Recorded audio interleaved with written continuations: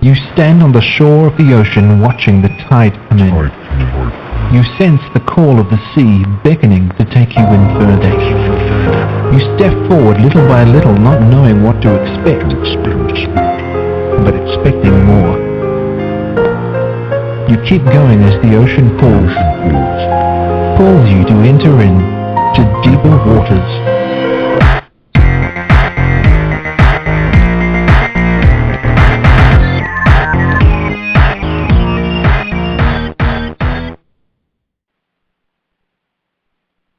Dr. Witherington. Yes? Okay, can you hear me now? I can hear you now. Okay, good. We seem to have had some sort of difficulties. I hope everything's working fine on our end. I have no idea what went wrong, but it's great to have you on the show.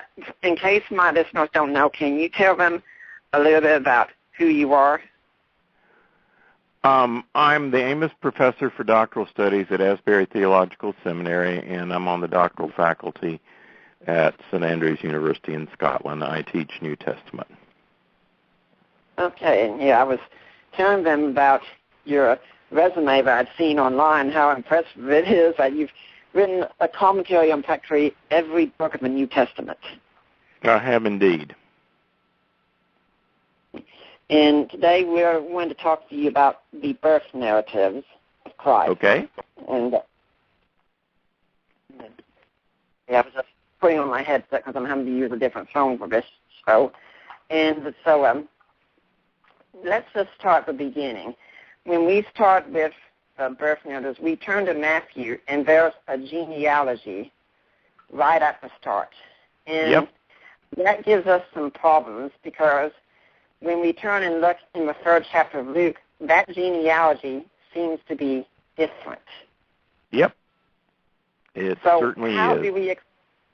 So how do we explain this? I mean, did the gospel writers just get the genealogy of the main character wrong? I mean, there's even a different person listed as the father on each account. How do we explain this? Well, ancient genealogies are not like modern ones. Ancient genealogies, among other things, are often segmented and selective. And, there's such a thing as a patrilineal genealogy, and there's a matrilineal genealogy, one that's traced through the father, others are traced through the mother. In the genealogy in Matthew, you don't have a complete genealogy. You have whole generations skipped.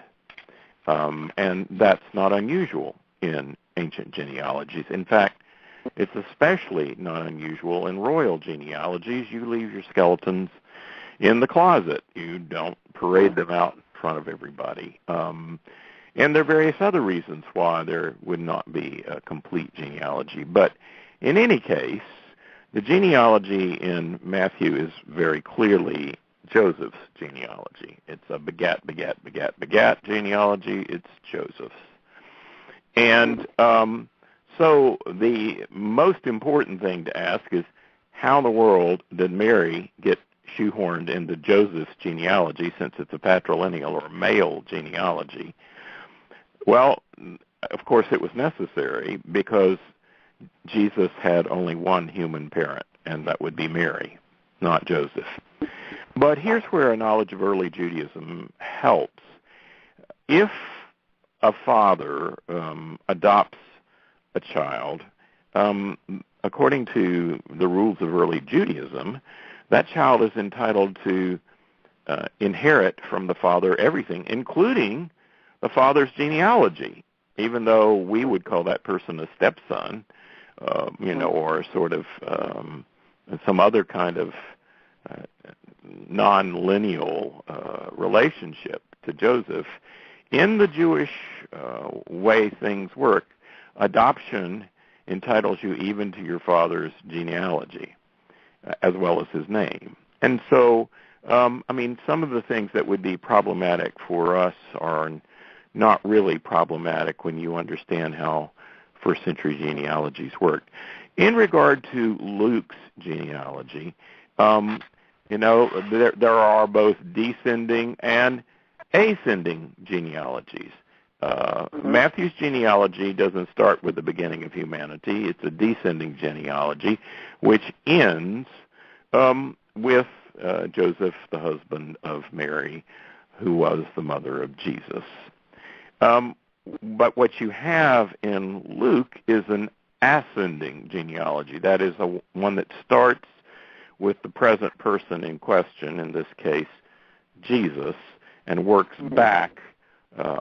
And the genealogy in Matthew, it's incomplete. It's not a whole genealogy. It was never intended to be a whole genealogy.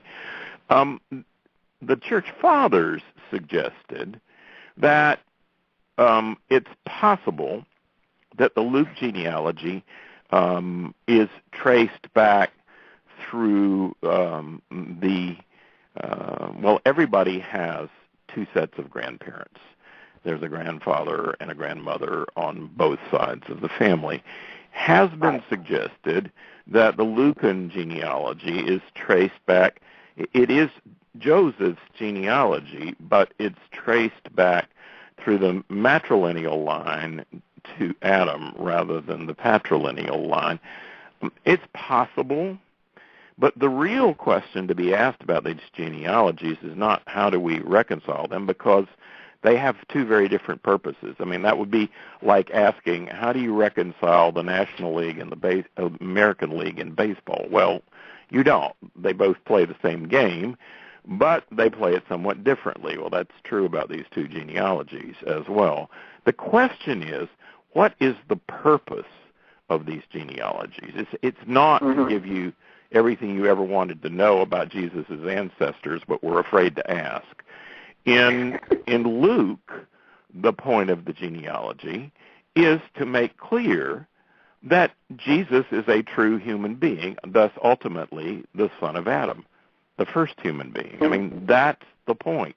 The point is not to say anything about Jesus' royal lineage or anything like that, whereas no question in Matthew, the issue is it's a messianic genealogy. He's the royal son of David. It's crucial that he be seen as son of Abraham, son of David, not son of Adam, who was the forefather of all humanity.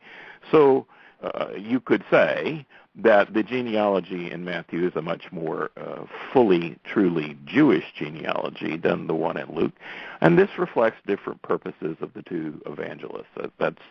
That's part of what's going on. Now, in some ways, the most fascinating thing about the Matthean genealogy is this, that genealogy has 4 unusual women in it. And women who had unusual liaisons, shall we say, or irregularities in their life, including the wife of Uriah, none other than Bathsheba. Well, how did David's son, Solomon, come into this world? Well, actually through adultery, right? That's what I would call an irregular union. And so why, the question to be asked is, why would Matthew highlight those kinds of things, which he does at 4 places? I mean, it's very unusual to mention women at all in a patrilineal genealogy. And why these women? I mean, why do we have Tamar in there? I mean, what's the point of that? Well, I think the point of that is to show that even in a messianic story, even in a messianic genealogy, even with that being the case, God can produce kings through highly irregular sexual arrangements. Of course, that means that those cases of those other 4 women are a foreshadowing of what is the case with Mary. A highly irregular something happened which produced Jesus, namely a virginal conception. Well, thank you for that start. And we've only got a couple minutes left in this segment before our break, but let's get started a little bit then on that virginal conception here, and I'll let you know when the break's coming.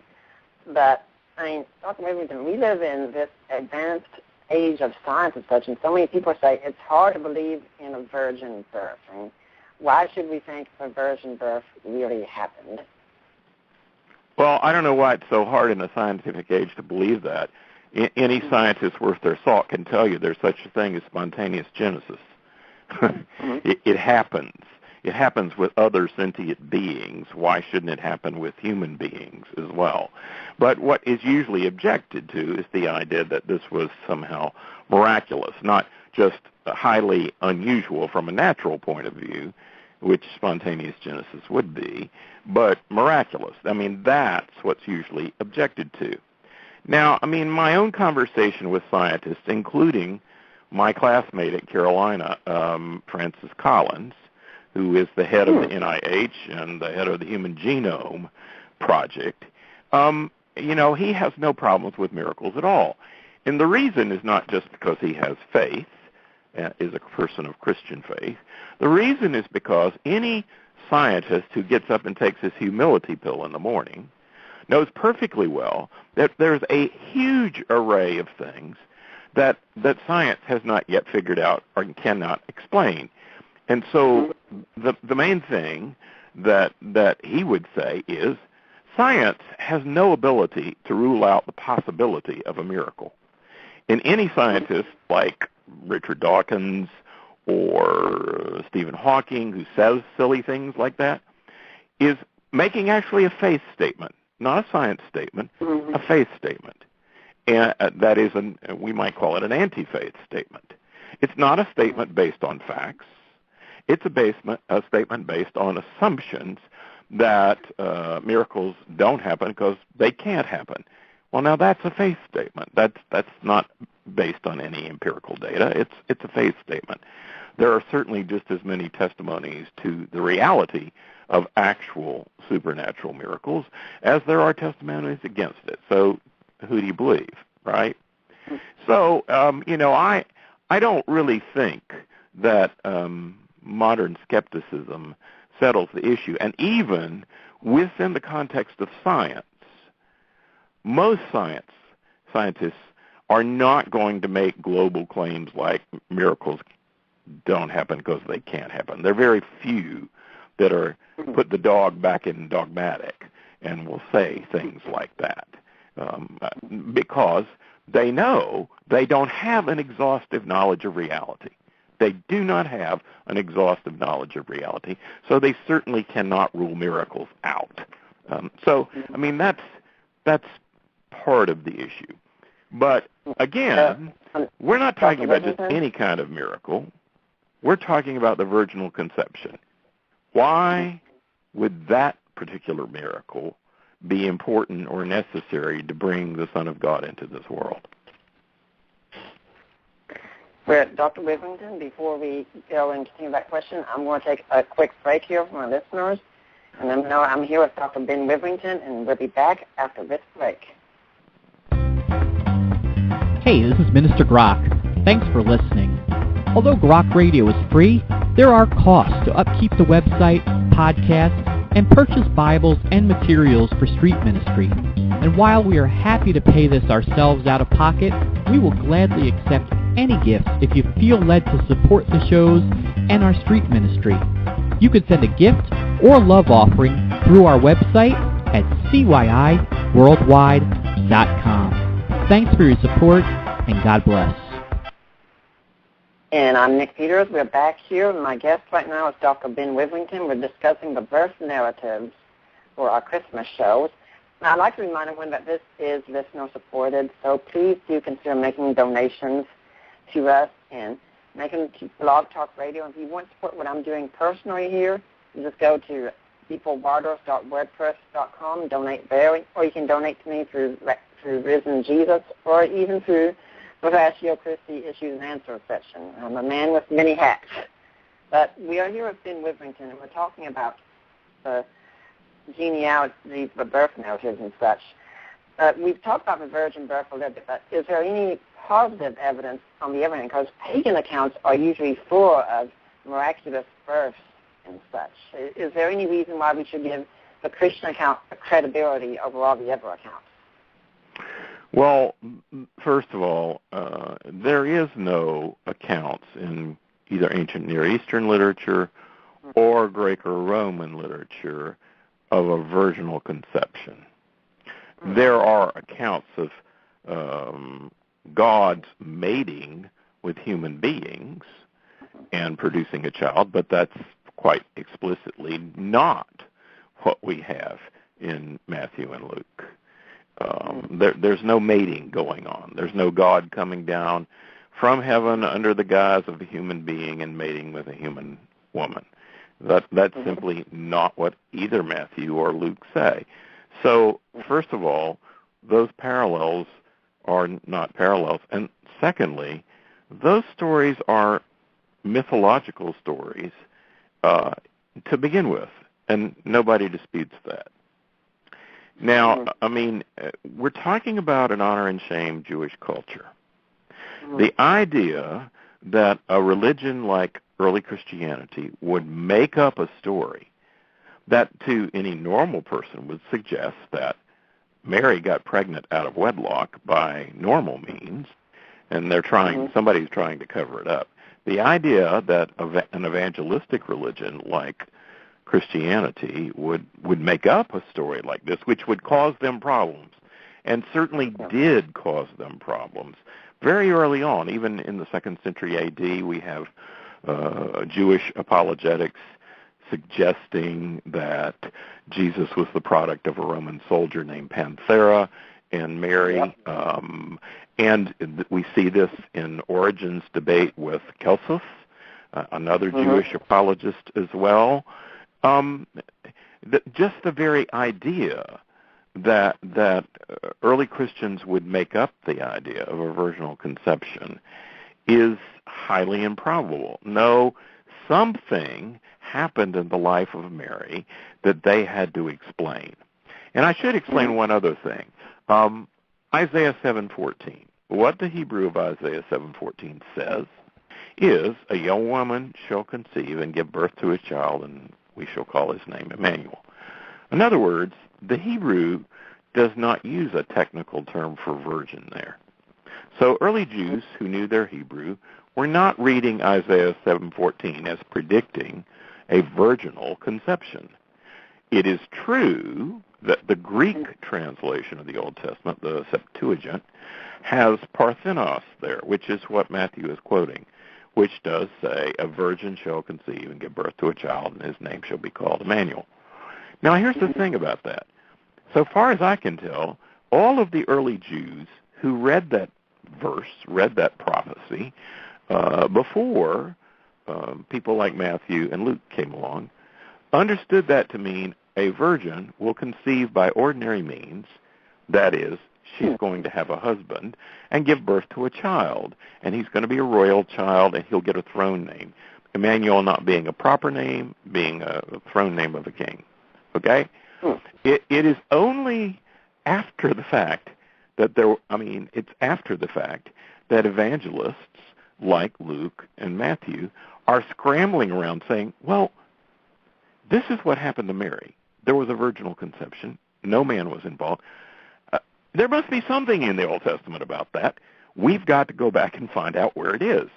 And so what they did, of course, is in light of what had actually happened to Mary, they found this prophecy that, while it wasn't explicit, nonetheless comported with the idea that there would be a virginal conception. And so it was used to show that that's what God intended all along. So, I don't really think the parallels with the pagan stories work, because we're not talking about divine rape here like you are in the Greco-Roman stories. Yeah. I really also liked how you brought up the importance of the honor-shame culture. That's what I find fascinating about the context group and such. And we had David Instone Brewer on back in April. He was saying the same thing in his book, The Jesus Scandal, that the virgin birth would have been a scandal to them. Well, absolutely it would be, because, you see, the thing about that is, first of all, this is a highly patriarchal culture. And the big job of women was to protect the inner life of the family and the sexual integrity of the family. So virginity was extremely highly prized, and is to this day in an honor and shame culture like Oriental cultures. Very highly prized. Middle Eastern cultures, still very highly prized. The one way a woman could most shame either her birth family or the family of her husband or husband-to-be is to have sex before she got married or sex outside of marriage. That's the one way she could most mess up. And that's why you have such stringent Levitical laws about what happens when you're dealing with an adulteress, for example. Yeah. So, the idea that Christians would sit around and make up a story about a virginal conception and it not dawn on them that, gee, the very first thought of some skeptic is going to be, oh, she did something shameful. Obviously she did, and that's exactly what the critique of Christianity was at that point. So the bottom line is, this story is too improbable not to be true. It has to have a historical nucleus to it. There has to be a basis in history to this, because you don't make up stories like this if you want to convince somebody that Jesus is the Messiah. It just doesn't work. Now, let's move on through the gospel narratives. When we get to the chapter of Luke, we find a scenario that's caused much debate amongst Christians and atheists, and that's the census that takes place. When did the census take place? When was Quirinius governor? And doesn't Luke have the timing of this whole thing wrong, since we have no records of such a census? Yeah, okay. First of all, we do know that it was the regular practice of the emperor to have censi, plural, taken in all of their provinces regularly for the purpose of taxation.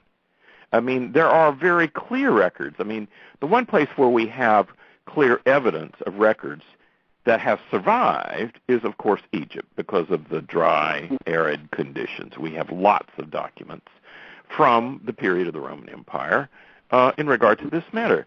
And we know, in fact, that there were provincial censuses taken for the purpose of taxation. And furthermore, in some of those records, what is suggested is that you have to go to your ancestral home to do it. Now, isn't that interesting? Because that's, of course, what the gospel story says. Mary and Joseph needed to go to Bethlehem because that's the ancestral home of Joseph. That's why that was necessary in the first place. In regard to Luke and that census, we need to bear in mind that, in fact, the Greek can be read several ways. Yeah.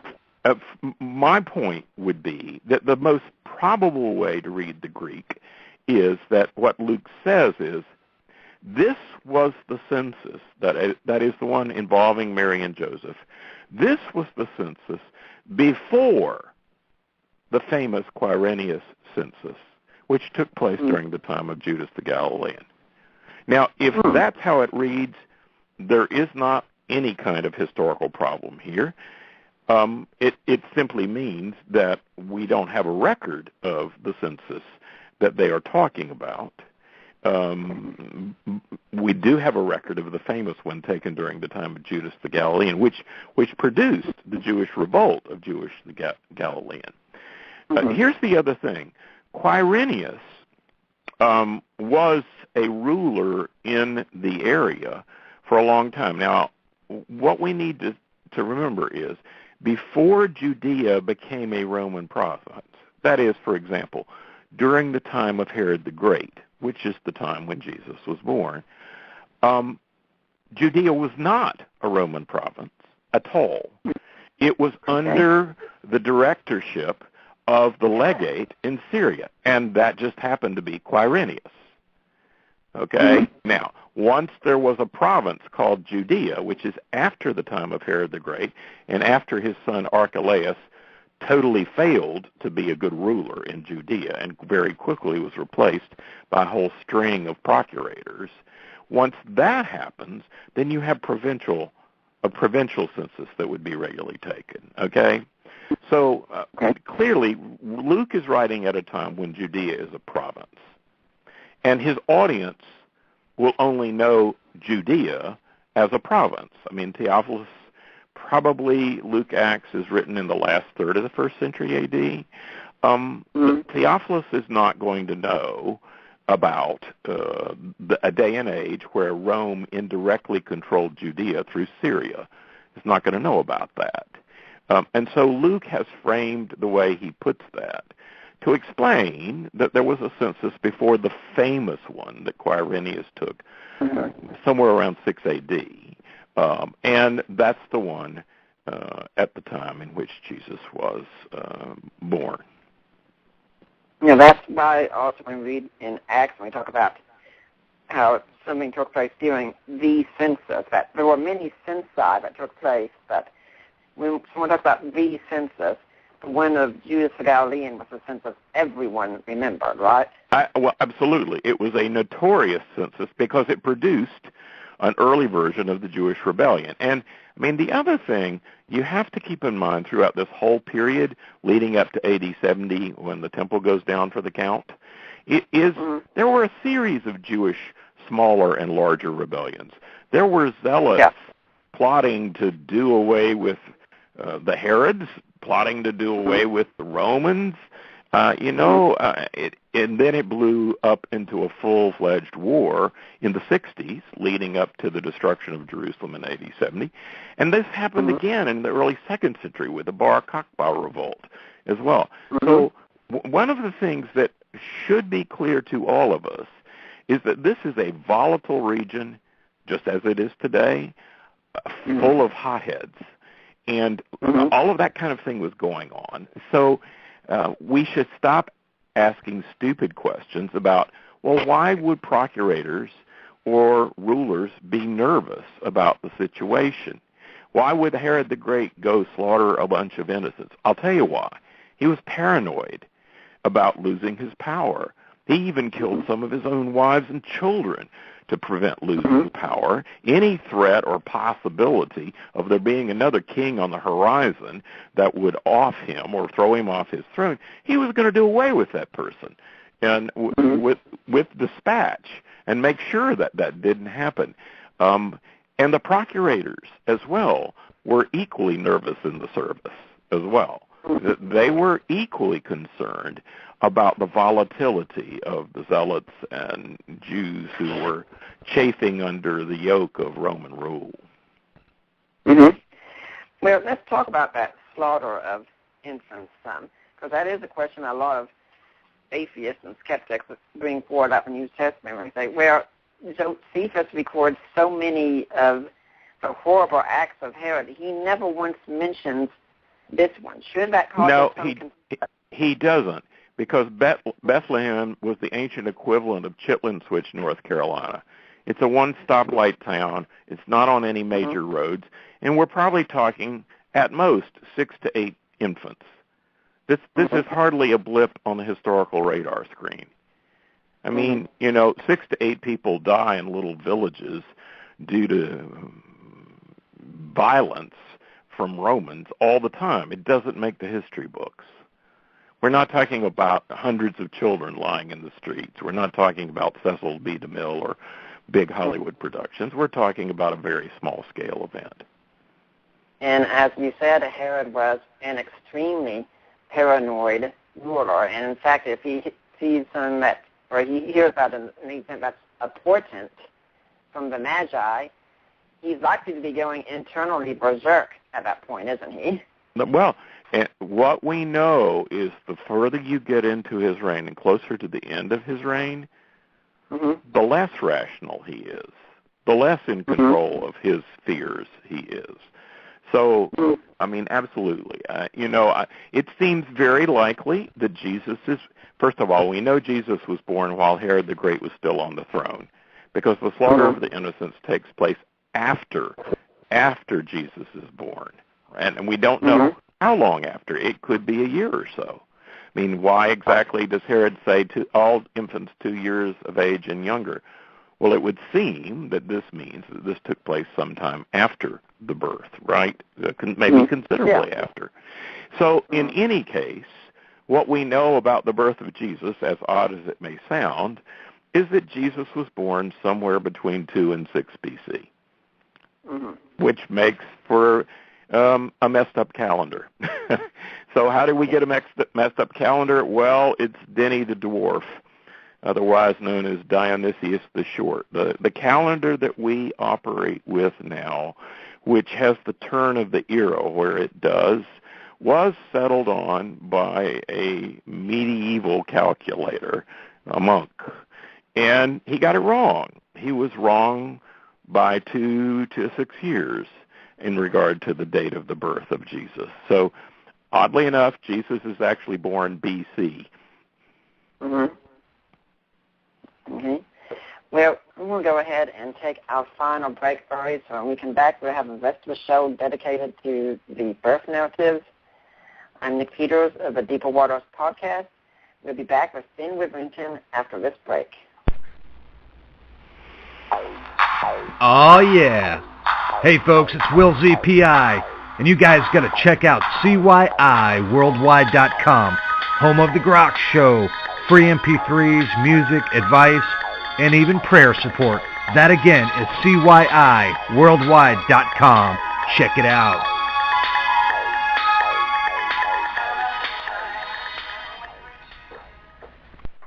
And I'm Nick Peters of the Deeper Waters podcast. We're back with Dr. Ben Witherington for our final segment where we're discussing the birth narratives. In fact, we had Tim McGrew on our show back several months ago, and one thing he says that Josephus was also mainly interested in the political aspect. So he recorded Herod killing his own sons because, hey, that affects who's going to be the next king. But this kind of event wouldn't really matter whatsoever to him. Not really. You're right. And I mean, there are a lot of things that Josephus leaves out that are, like, in his mind, in his estimation, small blips on the radar screen. And that's not a surprise. I mean, it just wasn't his concern. I mean, the infant mortality rate, anyway, was so high in that whole era. I mean, that you have infants dying all the time, all over the place. This is a regular occurrence in any town, village, or city. So, you know, when we're talking about a very small town with a few more infants in these cases being killed, it's, you know, this is not going to make any major history book. And unfortunately, we seem to have this standard in biblical studies that if you see something in the Bible, if it's not recorded elsewhere, it doesn't really count as history. Well, there's a basic rule that most historians abide by. Absence of evidence does not equal evidence of absence. Right. That is, if you want to argue that something did not happen, you need to have reasons. You need to have evidence because we have a record that it did. And as long as you have a record that it did, the burden of proof is on the person who says it didn't happen. You have to come up with some evidence that it didn't happen. Now, let's move on to what you were talking about also with the Magi and such, because there's a lot of debate also on this topic. Who were the Magi and what was the star that they were following? Yeah, this is a good question. The Magi, Magos Magi, these are astrologers. They are stargazers. That's who they are. First of all, they're not kings, so enough with the we three kings of Orient are. Enough with that, they are not kings. Astrologers, however, were counselors to the king. They were consultants to kings. This is one of the reasons Herod the Great wants to talk to them. This was very normal and natural in ancient royal courts. You would consult astrologers about the future. And the whole way ancient people viewed stars is different from us. I mean, when we think of stars, we think about inanimate matter in the sky. Maybe planets, maybe meteorites, maybe just stars, but in any case, inanimate matter. Most ancient people didn't view stars that way. I mean, think about it. They would go out at night, they'd look up in the sky. If they stayed there long enough, they could see the things move. They could see Orion's belt. They could see the Big Dipper, the Little Dipper. And it moved during especially astrologers would chart how these things were moving. Well, now, what many ancient people concluded from that is these are beings. These are alive creatures. These are the heavenly hosts. These are angels moving in the heavens. Now, why should we be surprised that some people would think that in a pre-scientific era? And so the big problem with reading the story about the Magi and whatever this was in the sky is it, in fact, a star or a planet or a comet? Or actually, are we talking about an angel? Which is perfectly possible because that's how ancients would look at those things that were in the sky. What's especially suspicious about this story is that when the star really gets funky is from Jerusalem to Bethlehem. I mean, you could argue that there was a conjunction of Jupiter with another planet in 6 BC, and the Magi were following this, and that could have gotten them in the general vicinity of the Holy Land or Jerusalem. Okay, fair enough. That's possible. But there are no comets, no planets, and no stars that are going to moving from Jerusalem and then go to Bethlehem and then hover over the manger. This just doesn't. This is not a natural phenomenon. It's just not, right? So I'm thinking we're probably talking about an angel here. You know, he doesn't need glow sticks, just an angel, right? The Magi may have begun by following stars and ended up for the specific directions between Jerusalem and Bethlehem by divine guidance. And, of course, the Bible is littered with stories about angels providing divine guidance, right? So, end of problem. I don't think there's a big difficulty with this. Now, here's another little interesting thing. Even in our modern or even postmodern skeptical era, there are now more people in America prepared to believe in angels than are prepared to believe in God. Wow. Now, that's very interesting. That is very Doesn't make much sense. No, well, right, exactly. They're prepared to believe in angels and demons more than they're prepared to believe in God. That being the case, this Christmas story might be a good point of entry for witnessing to people who already believe in angels but have serious doubts about God. This story might be useful for that purpose. Now, I have read the accounts of Kepler and others thinking that we can definitely come up with evidence of a convergence of two planets or some kind of comet, like Halley's Comet, that kind of thing. I mean, I'm not ruling that out as a possibility, but it as an exegete who wants to focus on the particulars of the Greek text of what Matthew actually says, that would not explain what happened when the Magi left Jerusalem and went 6 miles away to Bethlehem. That just wouldn't explain that. And especially not the Greek verb that suggests that whatever this luminous thing was, it hovered directly over wherever Jesus was born. Planets don't do that, stars don't do that, and comets sure don't do that. So, And where did these Magi come from? Well, that's another whole debate. It depends on how you read the word Anatole. Anatolia is actually, and has been for many centuries, Eastern Turkey. It's possible that we're talking about astrologers from Eastern Turkey, because look what they say. We saw his star where? Well, one translation would be in the east. That means they're in the west looking east. They're west of the Holy Land looking east. Well, that's possible. The other way to read Anatole would be, we saw his star at its rising. that would also be in the east, but moving from east to west, right? Mm-hmm. So Right. most scholars think they're probably Persian astrologers. And the Persians were the most famous astrologers in antiquity. They were counselors in courts all over the ancient Near East. And so it may well be true that they were from the eastern end of the Roman Empire and headed west towards the Holy Land. Two other little tidbits about that story. We are not told that there are three of them. We're simply told that there are plural magi.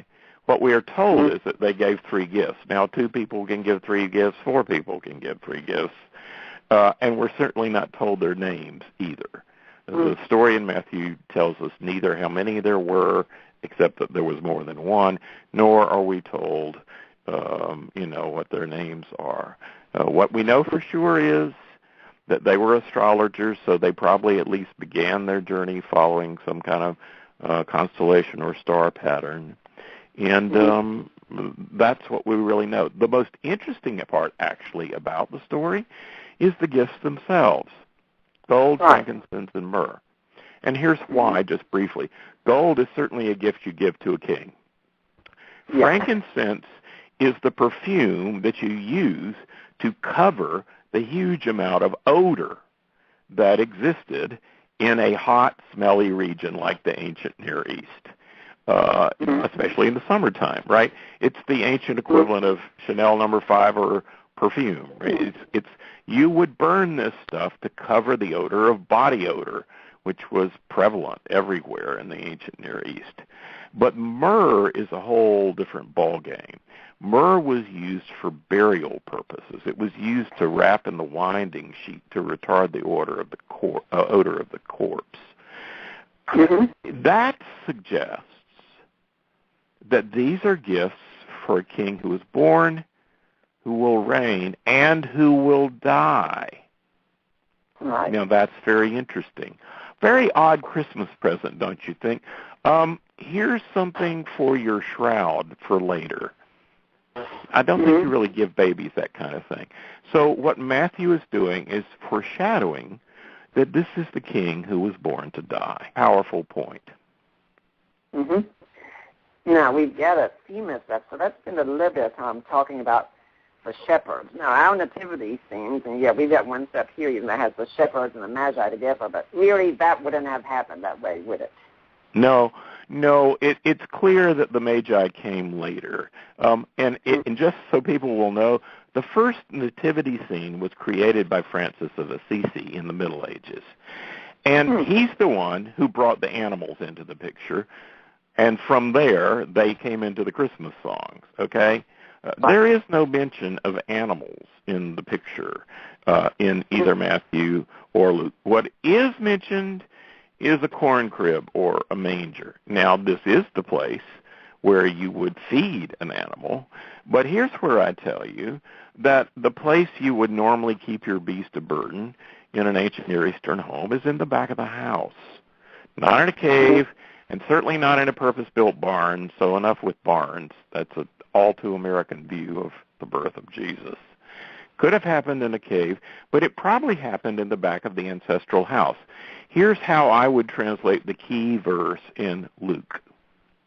There was no room in the guest room, is what Luke actually says. The word there is kataluma, and everywhere else that Greek word appears in Luke Acts, it means the guest room. In fact, it's used in the Last Supper story.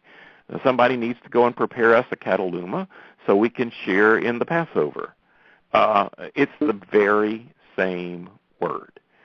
And so I think this whole idea of Mary and Joseph trudging to Bethlehem late at night, knocking on the door of the Holiday Inn Express, and there's just no vacancy, so they end up in a barn, is a total myth. First of all, they didn't have barns in Bethlehem in that period of time. And secondly, the word means guest room. So what's happened here? Joseph and Mary go to the ancestral home. There's no room in the guest room because there are already other relatives who arrived to register for the census, right? So what do they do? Well, Mary's going to have a baby. She's preggers. And so they put her in the back of the house, and she lays the baby in the corn crib. They probably take the beast of burden out of the house, out of the back of the house. The structure of the ancient home is that there would be a wall near the back of the house, which you could access from in the house or outside of the house, and behind the wall is where you kept your most valuable animal. That's where you did it, to protect it from theft. And we have archaeological evidence of this house structure all over the place, including in Capernaum. I've inspected one that's in Capernaum. So I think that Jesus was born in the ancestral home. He was not rejected by his family. He was not rejected by an innkeeper or the world. He was born in the back of the house because there was no room in the guest room. Yeah, Ken Bailey makes a similar case also in Jesus from Middle Eastern Eyes. The first time I came across it, and I found it fascinating when I read it from him. Yeah, well, the archaeological evidence absolutely supports that. On the one hand, we've got no evidence that people had barns back then, and not like we're talking about. And on the other, and on the other hand, we have clear evidence from various first-century Jewish villages of houses that had a structure, a purpose-built structure that was part of the back of the house, where you would keep the most important beast of burden, like an ox. We got someone else who's apparently calling in and want to ask a question. You want to take a quick question? Sure. Okay. Yes, you're on the air with Dr. Witherington. We've only got a few minutes left, so make it quick. Hi there. I'm on the air? Yes. Are you talking to me? Yes. Yeah. What's your question? Sorry about that. I just want to say, first off, praise God. Thank you for taking my call. I've been waiting all day to get through to one of these good Christian radios. Lots of filth out there, so it's really good to... My question was, whenever you have people that are trying to destroy your talk radio show, trying to bring filth in here, I don't know what to do sometimes. I'm listening to these things, but it's always just somebody trying to mess with you guys. How do you combat that? Well, right now, that's not really going on. But I can just tell you the main thing to do is you listen to our show regularly and check my blog, things of that sort. But it's really not happening right now. Yeah, I mean, just how far can you fit a fist in your asshole? Okay. Sorry about that, Dr. Witherington. I have no idea about who's going to be calling in. That's all right. We've got less than 5 minutes left. Suppose my listeners have been intrigued and they want to know more about you. How can they find out more about you? I have a website, which is www.benwitherington.com, and I also have a blog, at which you can get to from the front page of my website. If you look at the upper right-hand corner of the front page of www.benwitherington.com, there is a little square there that says blog. You can click on that and get directly to my blog. I write every single day for the Patheos website, and I'm happy to have anybody who would like to find it. Okay. And we've got about 3.5 minutes left.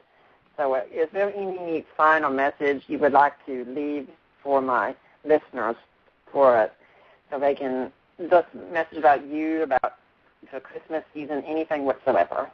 Sure. I will leave you with 2 quotes that are some of my favorite Christmas quotes. The first is from George MacDonald, who was one of C.S. Lewis's favorite fantasy writers. He once wrote the following: we were looking for a king to slay our foes and lift us high. Thou camest a little baby thing that made a woman cry. Jesus didn't come to meet our expectations. He came to meet our needs.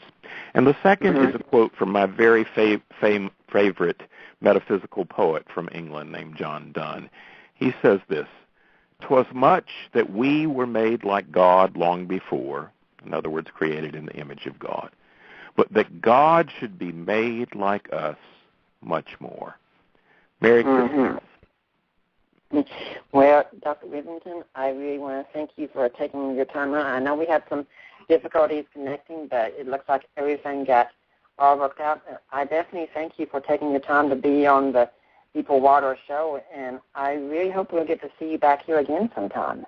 All right. Well, we'll look forward to that. Thanks so much, and Merry Christmas to you as well, Nick. You too.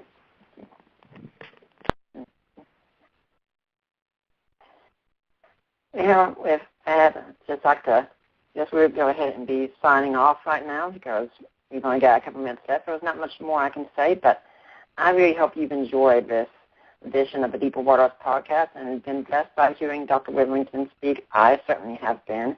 And no, I'm not going to be taking any more calls. I know someone else is calling in, especially after what happened with the last one. For now, I'm Nick Peters of Deeper Waters podcast, and I'm signing off.